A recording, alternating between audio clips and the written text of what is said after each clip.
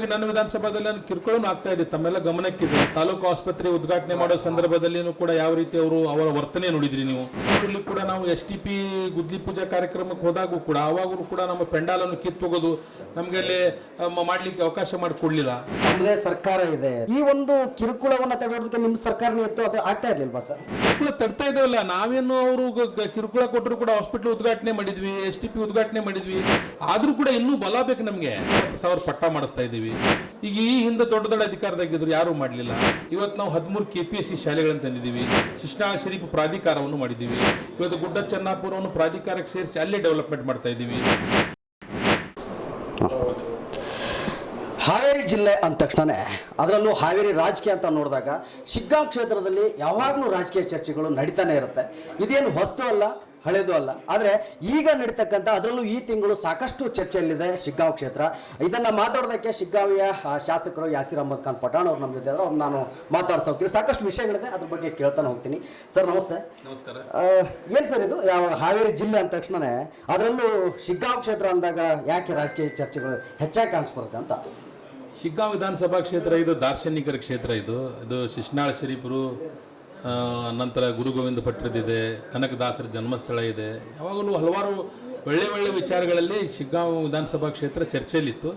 ಇತ್ತಿತ್ತಲಾಗಿ ಕೆಲವೊಂದು ಘಟನೆಗಳ ಮುಖಾಂತರ ಚರ್ಚೆಯಲ್ಲಿದೆ. ಯಾವ ಘಟನೆ ಬಗ್ಗೆ ನೀವು ಕೇಳ್ತೀರಿ ಅದ್ರ ಬಗ್ಗೆ ನಾನು ಬೇಕಾದ್ರೆ ನನಗೆ ಸಂಬಂಧಪಟ್ಟಿದ್ದರೆ ಅದ್ರ ಬಗ್ಗೆ ನಾನು ಮಾಹಿತಿ ಕೊಡ್ತೀನಿ. ಎಸ್ ಸರ್, ಖಂಡಿತ. ಒಂದು ಶಿಗ್ಗಾಂವಿಯ ರಾಜಕೀಯ ಎಲ್ಲ ಒಂದು ಕಡೆ ನೀವು ಕಳೆದ ವಾರ ದೆಹಲಿಯಲ್ಲಿದ್ದಾಗ ತಮ್ಮ ನಾಯಕರ ವೇಣುಗೋಪಾಲ್ ಅವ್ರ ಹತ್ರನೂ ಕೂಡ ಮಾತಾಡ್ತೀರಿ. ಅಂದರೆ ನಮಗೆ ಕಿರುಕುಳ ಕೊಡ್ತಾ ಇದ್ದಾರೆ ಪ್ರಹ್ಲಾದ್ ಜೋಶಿ ಅವರು ಮತ್ತು ಬಸವರಾಜ ಬೊಮ್ಮಾಯಿ ಅಂತಂದು ಹೇಳಿ ಮಾತಾಡ್ತಕ್ಕ ಸಾಕಷ್ಟು ಚರ್ಚೆನೂ ಆಗಿದೆ. ರಾಜ್ಯ ಮಟ್ಟದಲ್ಲಿ ಕೂಡ ಸುದ್ದಿ ಆಯಿತು. ಏನು ಸರ್, ಏನು ಕಿರುಕುಳ ಆಗಿದೆ ತಮಗೆ ಅಂತ? ಅಲ್ಲ, ತಮಗೆಲ್ಲ ಗಮನಕ್ಕಿದೆಯಲ್ಲ, ಇವತ್ತು ನಾವು ಹಾವೇರಿ ಜಿಲ್ಲೆಯಲ್ಲಿ 6 ನಾವು ಕಾಂಗ್ರೆಸ್ ಗೆದ್ದಿದ್ದೀವಿ. ಇದು ಬಸವರಾಜ ಬೊಮ್ಮಾಯಿ ಅವರು ಮುಖ್ಯಮಂತ್ರಿ ಇದ್ದಂಥ ಜಿಲ್ಲೆ. ಇಲ್ಲಿ BC ಪಾಟೀಲ್ ಮಂತ್ರಿ ಇದ್ದರು. ಭಾಳ ಘಟಾನುಘಟಿಗಳು BJP ಅವರಿದ್ದರು. ಇವತ್ತು ನನ್ನ ವಿಧಾನಸಭಾ ಕ್ಷೇತ್ರ ಪಾರ್ಲಿಮೆಂಟ್ ಧಾರವಾಡ ಬರ್ತೈತೆ. ಅಲ್ಲಿ ಸಂಸದರು ಜೋಶಿ ಅವರಿದ್ದಾರೆ. ಸೊ ಒಂದು ಕಡೆ ಪಾರ್ಲಿಮೆಂಟ್ ಸದಸ್ಯರು ಜೋಶಿ ಅವರು, ಇನ್ನೊಂದು ಕಡೆ ಬಸವರಾಜ ಬೊಮ್ಮಾಯಿ ಅವರು, ಹಾಗೆ ಹಿರಿಯ ನಾಯಕರು BJP ಪಕ್ಷದಲ್ಲಿದ್ದಾರೆ. 6 ಗೆದ್ದರೂ ಕೂಡ ಇವತ್ತಿನವರೆಗೂ ನಮಗೆ ಯಾವುದೇ ರೀತಿಯ ಸಚಿವ ಸ್ಥಾನ ಸಿಕ್ಕಿಲ್ಲ. ಅದಕ್ಕಾಗಿ ನಮ್ಮ ಪಕ್ಷದ ವರಿಷ್ಠರ ಜೊತೆಗೆ ನಾನು ಮನವಿ ಮಾಡಿದೆ. ಇವತ್ತು BJPಯಲ್ಲಿ ಘಟಾನುಘಟಿ ನಾಯಕರು ಇದ್ದಾರೆ, ದೊಡ್ಡ ಅಧಿಕಾರದಲ್ಲಿ ಇದ್ದಾರೆ. ವಿಶೇಷವಾಗಿ ನನ್ನ ವಿಧಾನಸಭಾದಲ್ಲಿ ನಾನು ಕಿರುಕುಳನು ಆಗ್ತಾ ಇದೆ, ತಮ್ಮೆಲ್ಲ ಗಮನಕ್ಕಿದೆ. ಮೊನ್ನೆ ತಾಲೂಕು ಆಸ್ಪತ್ರೆ ಉದ್ಘಾಟನೆ ಮಾಡೋ ಸಂದರ್ಭದಲ್ಲಿನೂ ಕೂಡ ಯಾವ ರೀತಿ ಅವರ ವರ್ತನೆ ನೋಡಿದ್ರಿ ನೀವು. ಗಲಾಟೆ ಮಾಡಿದರು. ಅದೇ ರೀತಿ ಸವಣೂರಲ್ಲಿ ಕೂಡ ನಾವು STP ಗುದ್ಲಿ ಪೂಜಾ ಕಾರ್ಯಕ್ರಮಕ್ಕೆ ಹೋದಾಗೂ ಕೂಡ ಅವಾಗೂ ಕೂಡ ನಮ್ಮ ಪೆಂಡಾಲನ್ನು ಕಿತ್ತೋಗೋದು, ನಮಗೆ ಅಲ್ಲಿ ಮಾಡಲಿಕ್ಕೆ ಅವಕಾಶ ಮಾಡಿಕೊಡ್ಲಿಲ್ಲ. ಸೊ ಈ ಥರ ಕಿರುಕುಳ ಆಗ್ತಾ ಇದೆ. ಆದ್ದರಿಂದ ಜಿಲ್ಲೆಯಲ್ಲಿ ಒಬ್ಬ ಪ್ರಭಾವಿ ನಾಯಕರು, ಒಬ್ಬ ವಿದ್ಯಾವಂತರು, ಒಬ್ಬ ಅನುಭವಸ್ಥರು ಯಾರಾದರೂ ಮಂತ್ರಿ ಆದರೆ ನಾವು ಕೂಡ ಅವ್ರನ್ನ ರಾಜಕೀಯವಾಗಿ ಅವ್ರನ್ನು ಎದುರಿಸ್ಬೋದು ಅಂತೇಳಿ ನಾವು ನಮ್ಮ ವರಿಷ್ಠರಿಗೆ ಮನವಿ ಮಾಡಿದ್ದೀವಿ. ಅದರಲ್ಲಿ ಏನು ತಪ್ಪಿದೆ? ತಮ್ಮದೇ ಸರ್ಕಾರ ಇದೆ, ತಮ್ಮದೇ ಮುಖ್ಯಮಂತ್ರಿಗಳಿಂದ ಹಿಡಿದು ತಮ್ಮನ್ನ ಗೆಲ್ಲಿಸಿರ್ತಕ್ಕಂಥ ಸಂದರ್ಭದಲ್ಲಿ ಕೂಡ ಇಡೀ ಸರ್ಕಾರ ನಿಂತು ಗೆಲ್ಲಿಸಿದೆ. ಈ ಒಂದು ಕಿರುಕುಳವನ್ನು ತಡೆಯೋದಕ್ಕೆ ನಿಮ್ಮ ಸರ್ಕಾರನೇ ಇತ್ತು, ಅದು ಆಗ್ತಾ ಇರ್ಲಿಲ್ವಾ ಸರ್? ಅಲ್ಲ, ನಾವು ಕಿರುಕುಳ ತಡ್ತಾ ಇದ್ದೇವಲ್ಲ ನಾವೇನು. ಅವರು ಕಿರುಕುಳ ಕೊಟ್ಟರು ಕೂಡ ಹಾಸ್ಪಿಟಲ್ ಉದ್ಘಾಟನೆ ಮಾಡಿದ್ವಿ, STP ಉದ್ಘಾಟನೆ ಮಾಡಿದ್ವಿ. ಆದರೂ ಕೂಡ ಇನ್ನೂ ಬಲ ಬೇಕು ನಮಗೆ. ನಾವು 6 ಗೆದ್ದಾಗೂ ಕೂಡ ನಮ್ಮವರೇ ಸಚಿವರಾಗಿ ವಾರದ 7 ದಿನ ನಮ್ಗೆ ಲಭ್ಯ ಇರಬೇಕು. ನಮ್ಗೆಲ್ಲದಕ್ಕೂ ನಮ್ಮ ಬೆಂಬಲವಾಗಿ ನಿಂದ್ರೋದ್ಲಿಕ್ಕೆ ಒಬ್ಬ ನಾಯಕರು ಬೇಕು ಜಿಲ್ಲಾ ಮಟ್ಟದಲ್ಲಿ ಅಂತೇಳಿ ನಾವು ವರಿಷ್ಠರಿಗೆ ಮನವಿ ಮಾಡಿದ್ದೀವಿ. ನಮ್ಗೆ ಕೇಳಕ್ಕೆ ರೈಟ್ಸು ಐತಿ, ನಾವು ಅದಕ್ಕೆ ಡಿಸರ್ವ್ ಇದೀವಿ. ಯಾಕಂದ್ರೆ ಅಂತಂದ್ರೆ 6 ಗೆದ್ದೀವಿ ನಾವು. 6 ಗೆದ್ದರೂ ಕೂಡ ನಮಗೆ 3 ವರ್ಷ ಸಚಿವ ಸಂಪುಟದಲ್ಲಿ ಯಾವುದೇ ಸ್ಥಾನಮಾನ ಸಿಕ್ಕಿಲ್ಲ. ಅದಕ್ಕೆ ಈ ವರ್ಷ ನೀವು ಕೊಡಲೇಬೇಕು ಅನ್ನೋಂಥದ್ದು ನಮ್ಮ ಜಿಲ್ಲೆಯ 6 ಜನ ಶಾಸಕರ ಒಂದು ಪ್ರತಿಪಾದನೆ ಇದೆ. ಅದನ್ನು ನಾವು ಬಹಳ ಹೋರಾಟದಿಂದ ಮಾಡ್ತಾ ಇದ್ದೀವಿ. ಒಂದು ಈ ಹಾವೇರಿ ಜಿಲ್ಲೆ ಅಂತ ನೋಡಿದಾಗ ಜಿಲ್ಲೆಯ ಎಲ್ಲ ಶಾಸಕರುಗಳು ಕೂಡ ಎಲ್ಲೂ ಕೆಲಸ ಮಾಡ್ತಿದ್ರು. ಆ ಶಾಸಕರ ಪೈಕಿ ಅತಿ ಹೆಚ್ಚು ಅನುದಾನ ತಂದಿರತಕ್ಕಂಥ ಕ್ಷೇತ್ರ ಇದು. 1000 ಕೋಟಿಗೂ ಹೆಚ್ಚು ಅನುದಾನ ತಂದಿದ್ರಿ. ಅದ್ರ ಮಧ್ಯೆ ಈ ಗೊಂದಲಗಳು ಯಾಕೆ ಸೃಷ್ಟಿ ಆಗ್ತಾ ಇದೆ ಅಂತ ಅನ್ಸುತ್ತೆ ಸರ್? ಏನಾಗ್ಬಿಟ್ಟಿದೆ, ಎಲ್ಲರಿಗೂ ನಾವು ಇಷ್ಟು ದೊಡ್ಡ ಪ್ರಮಾಣದಲ್ಲಿ ಅನುದಾನ ತಂದು ಇವತ್ತು ನಮ್ಮ ಸರ್ಕಾರ ಇಷ್ಟು ದೊಡ್ಡ ಪ್ರಮಾಣದ ಕೆಲಸ ಮಾಡ್ತೈತೆ ಅಂತೇಳಿ ಯಾರೂ ಅದನ್ನು ಭಾವಿಸಿರಲಿಲ್ಲ. ಈಗೇನಾಗ್ಬಿಟ್ಟಿದೆ, ನಾವು ಸುಮಾರು 20,000 ಪಟ್ಟ ಮಾಡಿಸ್ತಾ ಇದ್ದೀವಿ. ಈಗ ಈ ಹಿಂದೆ ದೊಡ್ಡ ಅಧಿಕಾರದಾಗಿದ್ರು ಯಾರೂ ಮಾಡಲಿಲ್ಲ. ಇವತ್ತು ನಾವು 13 KPSC ಶಾಲೆಗಳನ್ನು ತಂದಿದ್ದೀವಿ. ಶಿಶ್ನಾಳ ಶರೀಫ್ ಪ್ರಾಧಿಕಾರವನ್ನು ಮಾಡಿದ್ದೀವಿ. ಇವತ್ತು ಗುಡ್ಡ ಚೆನ್ನಾಪುರವನ್ನು ಪ್ರಾಧಿಕಾರಕ್ಕೆ ಸೇರಿಸಿ ಅಲ್ಲೇ ಡೆವಲಪ್ಮೆಂಟ್ ಮಾಡ್ತಾ ಇದ್ದೀವಿ. ಶಿಗ್ಗಾಂವ್, ಸವಣೂರು, ಬಂಕಾಪುರ್ಗೆ 25 ದಿನಕ್ಕೊಮ್ಮೆ ನೀರು ಬರ್ತೈತಿ. ಕುಡಿಯೋ ನೀರಿಗಾಗಿ 350 ಕೋಟಿ ತಂದಿದ್ದೀವಿ. ಸವಣೂರು ಏತ ನೀರಾವರಿ ಯೋಜನೆ ಮಾಡ್ತಾ ಇದ್ದೀವಿ. ತಾಲೂಕಿನ ಕೆರೆಗಳು, ರಸ್ತೆಗಳು, ಸುಮಾರು 400ಕ್ಕಿಂತ ಹೆಚ್ಚು ದೇವಸ್ಥಾನಗಳು, ಇದನ್ನೆಲ್ಲ ನಾವು ಮಾಡ್ತಾ ಇದ್ದೀವಿ. ಆಮೇಲೆ ವಿಶೇಷವಾಗಿ PWD ಸಚಿವರಾದಂಥ ಸತೀಶ್ ಜಾರಕಿಹೊಳಿ ಅವರು ಕೂಡ ಅತಿ ಹೆಚ್ಚಿನ ಅನುದಾನವನ್ನು ಕೊಟ್ಟು ಇವತ್ತಿಲ್ಲಿ ನಾವು ರಸ್ತೆಗಳನ್ನು ಮಾಡ್ತಾ ಇದ್ದೀವಿ. ಸೊ ಇದೆಲ್ಲ ಏನಾಗ್ತಾ ಇದೆ ಅಂತ ಹೇಳಿದರೆ, ನಾವು ಯಾರ ಬಗ್ಗೆನೂ ಆಪಾದನೆ ಮಾಡ್ತಾ ಇಲ್ಲ. ಅವ್ರ ಅಧಿಕಾರದಾಗಿದ್ದಾಗ ಅವ್ರಿಗೆ ಮಾಡಕ್ಕೆ ಮನಸ್ಸಿತ್ತು ಇಲ್ಲೋ ಗೊತ್ತಿಲ್ಲ. ಬಟ್ ಈಗ ಇವತ್ತು ನಾವು ಅಭಿವೃದ್ಧಿ ಮಾಡ್ತಾ ಇರೋದನ್ನು ಒಂದು ಭಾಳ ಆಶ್ಚರ್ಯ ಅನಿಸ್ತೈತೆ ಅಂತ ಹೇಳಿದ್ರೆ, ಇವತ್ತು ಟೆಕ್ನಾಲಜಿ ಕಾಲ ಇದು. ಇವತ್ತು ನಾನು 10 ರೂಪಾಯಿ ತಂದೇನೆ ಅಂತ ಹೇಳಿದರೆ ನಾನು ಅದು ಡೇಟ್ ವೈಸ್ ಇರ್ತೈತಿ. ನಾನು ಶಾಸಕ ಆದ ಮೇಲೆ ಮೊನ್ನೆ ಸಭೆಯಲ್ಲಿ ಹೇಳಿದೆ, ನಾನು 1400 ಕೋಟಿ ರೂಪಾಯಿ ದುಡ್ಡನ್ನು ತಂದಿದ್ದೀನಿ. 1400 ಕೋಟಿ ರೂಪಾಯಿ ನಾನು ಆರ್ಡರ್ ಕಾಪಿನೂ ಕೊಟ್ಟು ಬಂದಿದ್ದೀನಿ ಅವ್ರ ಸಂಸದರಿಗೆ. ಇಂಥ ಸಂದರ್ಭದಲ್ಲಿ ಏನಾಗ್ತೈತೆ ಅಂತ ಹೇಳಿದ್ರೆ, ನಾವೇನೋ ಒಂದು ಗುದ್ಲಿ ಪೂಜೆ ಮಾಡೋಕೆ ಹೋದ ನಮ್ಮವ್ರದ್ದು ಹಳೆಯದು ಹೊಸದು ಹಿಂಗೆ ಚರ್ಚೆ ಮಾಡ್ತಾರೆ. ನಾನು ಅವ್ರಿಗೆ ಮುಕ್ತವಾಗಿ ವೇದಿಕೆ ಕರೆದೆ, ಆಯ್ತಪ್ಪ ನಿಮ್ಮ ಅಧಿಕಾರದಲ್ಲಿ ನೀವು ಕೆಲಸ ಮಾಡಿರ್ಬೋದು, ಇಲ್ಲ ಅನ್ನೋದಿಲ್ಲ. ನಾವು ಹಿಂದಿನ ಬಗ್ಗೆ ಯಾರಿಗೂ ಟೀಕೆ ಮಾಡೋದಿಲ್ಲ. ಬಟ್ ನಾವು ಕೆಲಸ ಮಾಡ್ತಾ ಇರೋದನ್ನು ನಮ್ಮದು ಅನ್ಕೋ ಹೇಳ್ಕೊಳ್ಳುವಂಥ ಪರಿಸ್ಥಿತಿ ನಿಮ್ಗೆ ಯಾಕೆ ಬಂದಿದೆ ಅನ್ನೋಂಥದ್ದನ್ನು ನಾವು ಪ್ರಶ್ನೆ ಮಾಡ್ತಾ ಇದ್ದೀವಿ. ಇದರ ಈ ಮಧ್ಯೆ ನಿನ್ನೆ ಒಂದು ನಿಮ್ಮ ಕ್ಷೇತ್ರದಿಂದ ಒಂದು ಬ್ಲ್ಯಾಕ್ ಕಾಂಗ್ರೆಸ್ ವತಿಯಿಂದ ಸೈಯದ್ ಅಜ್ಜಂಪೀರ್ ಖಾದ್ರಿ ಅವರನ್ನ ಶಿಸ್ತು ಕ್ರಮ ತಗೋಬೇಕು ಅಂತೇಳಿ ಜಿಲ್ಲಾಧ್ಯಕ್ಷರಿಗೆ ಮನವಿಯನ್ನು ಕೊಟ್ಟಿರ್ತಕ್ಕಂಥದ್ದು. ಇದು ಏನು ಪಕ್ಷಕ್ಕೆ ಏನು ಡ್ಯಾಮೇಜ್ ಆಗೋ ಥರ ಇತ್ತು ಅಂತ? ಇಲ್ಲ, ಈಗೇನಾಗಿದೆ, ಈಗಾಗಲೇ ನಿನ್ನೆ ಅದ್ರ ಬಗ್ಗೆ ನಾನು ರಿಪ್ಲೈ ಕೊಟ್ಟಿದ್ದೀನಿ. ನಮ್ಮ ಪಕ್ಷದ ಹಿರಿಯ ನಾಯಕರಾದಂಥ ಅಜ್ಜಂಪೀರ್ ಖಾದ್ರಿ ಸಾಹೇಬರು ನನಗೊಂದು ಬುದ್ಧಿ ಮಾತು ಹೇಳಿದ್ದಾರೆ. ಜೋಶಿ ಅವ್ರ ಬಗ್ಗೆ, ಬೊಮ್ಮಾಯಿಯವ್ರ ಬಗ್ಗೆ ಯಾವುದೇ ರೀತಿ ಮಾತಾಡಬಾರ್ದು, ಅವ್ರು ದೊಡ್ಡವರು, ದೊಡ್ಡ ಅಧಿಕಾರದಲ್ಲಿ ಇದ್ದವರು ಅಂಥೇಳಿ ಅವರೊಂದು ಕೆಲವೊಂದು ಬುದ್ಧಿ ಹಿತವಚನ ಹೇಳಿದ್ದಾರೆ. ನಾನು ಇವತ್ತು ರಾಜಕೀಯವಾಗಿ ಎದುರಿಸಬೇಕಾಗಿದ್ದು ಬಸವರಾಜ ಬೊಮ್ಮಾಯಿ ಸಾಹೇಬರಿಗೆ ಮತ್ತು ಜೋಶಿ ಸಾಹೇಬರಿಗೆ.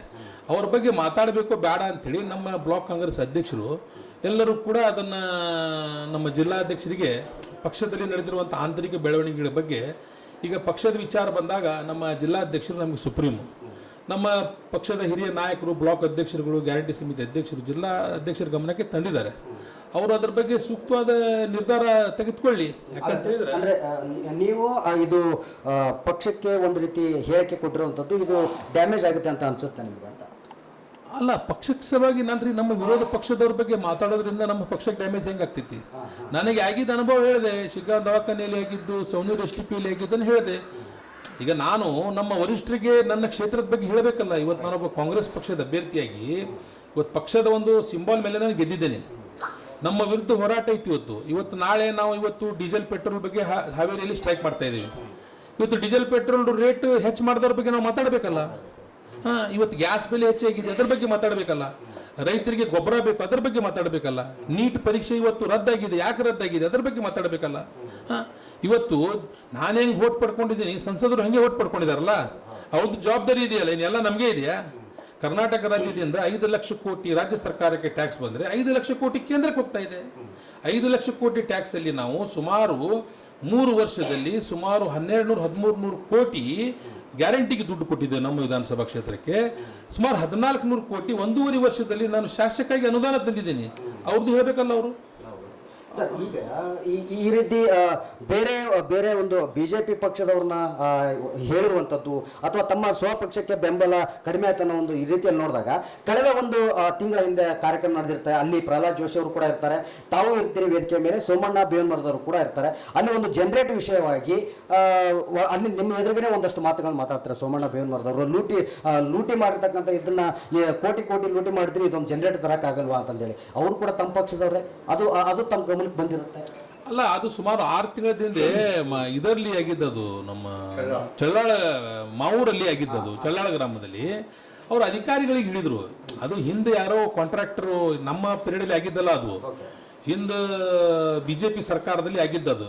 ಅವ ಕಾಂಟ್ರಾಕ್ಟರ್ ಇದ್ದ, ಅಲ್ಲಿ ಕೋಟಿ ಲೂಟಿ ಮಾಡಿ ನೀನು ಕಾರ್ಯಕ್ರಮಕ್ಕೆ ಒಂದು ಜನರೇಟರ್ ಹಾಕಿಲ್ಲೇನಪ್ಪ ಅಂತೇಳಿ ಕಾಂಟ್ರಾಕ್ಟರ್ಗೆ ಸೋಮಣ್ಣವ್ರು ಹೇಳಿದ್ದದು, ನಮ್ಗೆ ಹೇಳಿದ್ದಲ್ಲ. ಅದು ಹಿಂದಿನ ಸರ್ಕಾರದ ಅವಧಿಯಲ್ಲಿ ಆದಂಥ ದವಾಖಾನೆ ಈಗ ಉದ್ಘಾಟನೆಗೆ ಬಂದಿದೆ. ಅದಕ್ಕೆ ಮಾನ್ಯ ಜೋಶಿ ಸಾಹೇಬರು ಬಂದಿದ್ರು. ಆವಾಗ ಕರೆಂಟ್ ಹೋಗಿತ್ತು, ಜನರೇಟರ್ ಹಾಕಿಲ್ಲಲ್ಲೋ ಅಂತೇಳಿ ನಮ್ಮ ಸೋಮಣ್ಣ ಅವರು ಆ ಹಿಂದಿನ ಕಾಂಟ್ರಾಕ್ಟರ್ಗೆ ಹೇಳಿದ್ದದು. ಅದರಲ್ಲಿ ತಪ್ಪೇನಿದೆ? ನಾನು ಇದ್ದೆ, ನನ್ನ ಮುಂದೆ ಆಗಿದ್ದದು.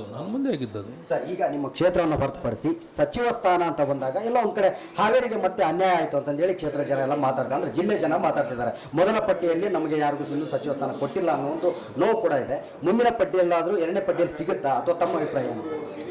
100ಕ್ಕೆ 100 ನಮ್ಮ ಜಿಲ್ಲೆಗೆ ಸಚಿವ ಸ್ಥಾನ ಸಿಕ್ತೈತಿ. ಒಂದಂದ್ರೂ ನಮ್ದು ಫಿಕ್ಸ್ ಆಗೈತಿ. ಈಗ ಇನ್ನೊಂದಕ್ಕೆ ನಮ್ದು ಪೈಪೋಟಿ ಐತಿ. ಹೌದು, ನಮ್ಮ ರುದ್ರಪ್ಪ ಲಮಾಣಿ ಸಾಹೇಬರಿಗೆ ಈಗಾಗಲೇ ಪಕ್ಷದ ನಮ್ಗೆ ಮಾಹಿತಿ ಪ್ರಕಾರ ಅವ್ರಿಗೆ ಕೊಡುವಂಥ ಸಂಭವ ಇದೆ ಅಂತೇಳಿ ಹೇಳ್ತಾ ಇದ್ದೀವಿ. ಈಗಾಗಲೇ ಅವರು ಡೆಪ್ಟಿ ಸ್ಪೀಕರು ಇದ್ದಾರೆ. ಬಟ್ ಇನ್ನೂ ಹಿರಿಯ ನಾಯಕರಾದಂಥ ಶಿವಣ್ಣವ್ರ ಸಾಹೇಬರು ಮತ್ತು ಶ್ರೀನಿವಾಸ್ ಮಾನೆ ಸಾಹೇಬರು ಪ್ರಯತ್ನ ಮಾಡ್ತಾ ಇದ್ದಾರೆ. ಈ 3ರಲ್ಲಿ ರುದ್ರಪ್ಪ ಲಮಾಣಿಯವರು, ಶಿವಣ್ಣವ್ರವರು, ನಮ್ಮ ಶ್ರೀನಿವಾಸ್ ಮಾನೆ ಸಾಹೇಬರು ಕೇಳ್ತಾ ಇದ್ದಾರೆ. ಪಕ್ಷದ ವರಿಷ್ಠರು ನಮ್ಮಲ್ಲಿ ಸಾಮಾಜಿಕ ನ್ಯಾಯ, ಪಕ್ಷನಿಷ್ಠೆ ಅದನ್ನೆಲ್ಲ ನೋಡಿಕೊಂಡು ನಿರ್ಧಾರ ತೆಗೆದುಕೊಂತಾರೆ. ಮೂರರಲ್ಲಿ ಯಾರಿಗೆ ಸಿಕ್ಕರೂ ಕೂಡ ನಾವು ಅದನ್ನು ಸ್ವಾಗತ ಮಾಡ್ತೀವಿ. ತಾವು ಬೆಂಗಳೂರಲ್ಲಿದ್ರಿ ಅನ್ಕೋತೀನಿ. ಅಂದರೆ ಕಳೆದ ವಾರದಿಂದ ಒಂದಷ್ಟು ಸುದ್ದಿ ಓಡಾಡ್ತಾ ಇದೆ ಸಾಮಾಜಿಕ ಜಾಲತಾಣದಲ್ಲೂ ಕೂಡ, ನ್ಯೂಸ್ ಚಾನಲಲ್ಲೂ ಸುದ್ದಿನೂ ಆಯಿತು. ಅಂದರೆ ಎಲ್ಲೋ ಒಂದು ಕಡೆ ಮಾನ್ಯವರು ವಯಸ್ಸಾಗಿದೆ ಅಂತಂದು ಹೇಳಿ ಬಸವರಾಜ ಶಿವಣ್ಣವ್ರಿಗೆ ಮಾತಾಡಿದ್ದಾರೆ ಅನ್ನೋ ಒಂದು ಹೇಳಿಕೆಯನ್ನು ಬಸವರಾಜ ಶಿವಣ್ಣವರು ಕೂಡ ಮಾತಾಡ್ತಾರೆ. ತಮ್ಮ ಪಕ್ಷದಲ್ಲೇ ಸಚಿವ ಸ್ಥಾನಕ್ಕೆ ಒಂದು ರೀತಿ ಪೈಪೋಟಿ ಬಿತ್ತ ಅಂತ ಅನಿಸುತ್ತೆ. ಪೈಪೋಟಿ ಅಂತಲ್ಲ, ಅದು ಈಗಾಗಲೇ ನಮ್ಮ ಜಿಲ್ಲಾಧ್ಯಕ್ಷರ ಗಮನಕ್ಕೆ ಮಾನ್ಯವರು ತಂದಿದ್ದಾರೆ. ಮೊನ್ನೆ ರುದ್ರಪ್ಪ ಲಮಾಣಿ ಸಾಹೇಬರು, ಜಿಲ್ಲಾಧ್ಯಕ್ಷರು ಬಣಕಾರ್ ಸಾಹೇಬರು, ಶಿವಣ್ಣವ್ರ ಸಾಹೇಬರು ಕೂಡಿ ಮೀಟಿಂಗ್ ಏನೋ ಮಾಡಿದ್ದಾರೆ. ಅದೇನೋ ಊಹಾಪೋಹ ಅಂತೇಳಿ ಏನೋ ನಮ್ಮ ರುದ್ರಪ್ಪಣ್ಣ ಲಮಾಣಿ ಅದ್ರ ಬಗ್ಗೆ ಹೇಳ್ತಾ ಇದ್ರು. ಆ ಮೀಟಿಂಗಲ್ಲಿ ನಾನು ಇರಲಿಲ್ಲ. ಬಟ್ ನನಗೂ ಕೂಡ ಅದೇನಾರ ಸಭೆ ಸೇರಿ ಕರೆದಾಗ ನಾನು ಹೋಗಿ ಎಲ್ಲರೂ ಕೂಡ ಕೂಡಿ ಇರೋಣ ಅಂತೇಳಿ ಮಾತು ಹೇಳ್ತೀನಿ. ಅದ್ರ ಬಗ್ಗೆ ನನಗೆ ಯಾವುದೇ ರೀತಿಯ, ಯಾಕಂದ್ರೆ ಅವ್ರು ಹೇಳಿದ್ದು ನಾ ಆ ಸಂದರ್ಭದಲ್ಲಿ ಇಲ್ಲ. ಇವರು ಜಿಲ್ಲಾ ಲೆವೆಲ್ ಮೀಟಿಂಗ್ ಮಾಡಿದಾಗೂ ಆ ಸಂದರ್ಭದಲ್ಲಿ ನಾನು ಇದ್ದಿದ್ದಿಲ್ಲ. ಬಟ್ ಹಿರಿಯ ನಾಯಕರಾದಂಥ ರುದ್ರಪ್ಪಣ್ಣ ಲಮಾಣಿಯವರು ಅದ್ರ ಬಗ್ಗೆ ಈಗಾಗಲೇ ಕ್ಲಾರಿಫಿಕೇಶನ್ ಕೊಟ್ಟಿದ್ದಾರೆ. Thank you sir. Thank you. ಜೊತೆಗೆ ತಾವು ಕೂಡ ನಿನ್ನೆ ಒಂದು ಅರ್ಜಿಯನ್ನು ಕೊಟ್ಟು ಜಿಲ್ಲಾಧ್ಯಕ್ಷರಿಗೆ ಒಂದು ಅರ್ಜಿ ಕೊಟ್ಟು ಬಂದ್ರಿ. ಪಕ್ಷದ ಬಗ್ಗೆ ಹೇಳಿಕೆ ಕೊಟ್ಟಿರ್ತಕ್ಕಂಥ ಸೈಯದ್ ಅಜ್ಜಂಪೀರ್ ಖಾದ್ರಿ ಅವ್ರ ಬಗ್ಗೆ ಏನು ಸರ್, ಯಾಕೆ ಇದನ್ನು ಕೊಡಬೇಕು ಅಂತ ಅನ್ನಿಸ್ತು? ಏನು ಪಕ್ಷದ ಬಗ್ಗೆ ಇದಾಗಿತ್ತು ಅಂತ? ಈಗ ನೋಡ್ರಿ ಸರ್, ನಮ್ಮ ಸಾಹೇಬ್ರ ಬಗ್ಗೆ ಜಮೀರ್ ಅಹ್ಮದ್ ಸಾಹೇಬ್ರಿಗೆ ಉಚ್ಚಾಟನೆ ಮಾಡ್ರಿ ಅಂತ ಹೇಳ್ಯಾರ ಅಂತ ಹೇಳಿ ಒಂದು ಮೀಡಿಯಾದಾಗ ಹೇಳಿದ್ರು. ನಾವು ಅದ್ರ ಸಂಬಂಧ ನಮ್ಮ ಸಾಹೇಬ್ರು ಎಲ್ಲಿ ಹೇಳ್ಯಾರ, ನೀವು ಕ್ಲಾರಿಫಿಕೇಶನ್ ಕೊಡ್ರಿ ಅಂತಂದು ನಮ್ಮ ಜಿಲ್ಲಾ ಅಧ್ಯಕ್ಷರಿಗೆ ನಾವು ಕೊಟ್ಟು ಬಂದಿವಿ ಸರ್. ಅದೇನಾಗಿತ್ತಂದ್ರೆ ಒಂದು ಟಿ ವಿ ಶೋನಲ್ಲಿ ಸರ್ ಮಾತಾಡ್ಬೇಕಾದ್ರೆ, ಪಠಾಣ್ ಸರ್ ಮಾತಾಡಬೇಕಾದ್ರೆ ಅದೊಂದು ಆಡಿಯೋ ಹರಿದಾಡಿತ್ತು. ಅದರಲ್ಲಿ ಅವರು ನಮ್ಮ ಪಕ್ಷ ನಿರ್ಧಾರ ತೆಗೆದುಕೊಳ್ಳುತ್ತೆ ಅನ್ನೋ ಒಂದು ಹೇಳಿಕೆಯನ್ನು ಈ ರೀತಿಯಾಗಿ ಬಿಂಬಿಸ್ತಾ ಇದ್ದಾರೆ ಅಂತ ಅವರು ಹೇಳ್ತಾ ಇದ್ದಾರೆ. ಇಲ್ರಿ, ಅವ್ರು ಸಾವಿರ ಹೇಳ್ತಾರ, ನಮ್ಮ ಸಾಹೇಬ್ರು ಯಾರು ತಪ್ಪು ಮಾಡ್ಯಾರ ಅವ್ರಿಗೆ ಶಿಸ್ತಿನ ಕ್ರಮ ತಗೋರಿ ಅಂತ ಹೇಳ್ಬೋದಲ್ಲ. ತಪ್ಪು ಮಾಡಿದ್ರೆ ಹತ್ತೈತಿ ಅದು, ಅಲ್ಲ ತಪ್ಪು ಮಾಡಿದ್ರೆ ಹತ್ತೈತಿ ಅದು, ತಪ್ಪು ಮಾಡಲಿಲ್ಲ ಅಂದ್ರೆ ನನಗೆ ಯಾಕೆ ಹತ್ತೈತ್ರಿ? ಈಗ ಜಿಲ್ಲಾಧ್ಯಕ್ಷರು ಏನು ಹೇಳಿದ್ದಾರೆ ಸರ್? ಜಿಲ್ಲಾಧ್ಯಕ್ಷರೇ ನಾನು ನೀವು ಲೆಟರ್ ಮುಖಾಂತರ ಕೊಟ್ಟಿರಿಪ್ಪ, ನಾನು ಲೆಟರ್ ಮುಖಾಂತರ ಅವ್ರು ಕರೆದು ಕೇಳಿ ಶಿಸ್ತಿನ ಕ್ರಮ ತಗೊಂತೀನಿ, ನನ್ನ ಮಾತಿಗೆ ಗೌರವ ಕೊಡಲಿಲ್ಲ ಅಂದ್ರೆ ಹೈಕಮಾಂಡಿಗೆ ಹೇಳ್ತೀನಿ ನಾನು ಅಂತ ಹೇಳ್ಯಾರ. ಇದಿಷ್ಟು ಶಾಸಕ ಯಾಸಿರ್ ಖಾನ್ ಪಠಾಣ್ ಅವರ ಮಾತು. ಅಂದರೆ ಏನು ಗೊಂದಲಗಳಿತ್ತು ಅವೆಲ್ಲವಕ್ಕೂ ಕೂಡ ತೆರೆ ಎಳೆದಂತೆ ಎಲ್ಲವಕ್ಕೂ ಕೂಡ ಉತ್ತರವನ್ನು ಕೊಟ್ಟಿರ್ತಕ್ಕಂಥದ್ದು. ಎಲ್ಲೋ ಒಂದು ಕಡೆ ಸಾವಿರಾರು ಕೋಟಿ ಅನುದಾನವನ್ನು ತಂದು ತಮ್ಮ ಪಾಡಿಗೆ ತಾವು ಕೆಲಸಗಳನ್ನು ಅಭಿವೃದ್ಧಿಗಳನ್ನ ಮಾಡ್ತಾ ಇದ್ದಾರೆ. ಅದರ ಜೊತೆಗೆ ಈ ಒಂದಷ್ಟು ಸಮಸ್ಯೆಗಳನ್ನು ಕೂಡ ಜೊತೆಗೆ ಎದುರಿಸ್ಕೊಂಡೇ ನಡೀತಕ್ಕಂಥದ್ದು. ಇವು ಬರ್ತಾ ಇರ್ತವೆ, ಅವುಗಳನ್ನು ಎದುರಿಸ್ಕೊಂಡು ನಾನು ಮುಂದೆ ಅಭಿವೃದ್ಧಿ ಕಾರ್ಯಗಳನ್ನು ಮಾಡ್ತಾನೆ ಹೋಗ್ತೀನಿ ಅನ್ನೋ ಒಂದು ನಿಟ್ಟಿನಲ್ಲಿ ಯಾಸಿರ್ ಖಾನ್ ಪಠಾಣ್ ಅವರು ಹೇಳಿಕೆಯನ್ನು ಕೊಟ್ಟಿರ್ತಕ್ಕಂಥದ್ದು. ಹಾವೇರಿಯಿಂದ ಕಿರಣ್ ಬಳ್ಳಾರಿ ಮಠ್, ಶ್ರೀ ಕರ್ನಾಟಕ, ಹಾವೇರಿ.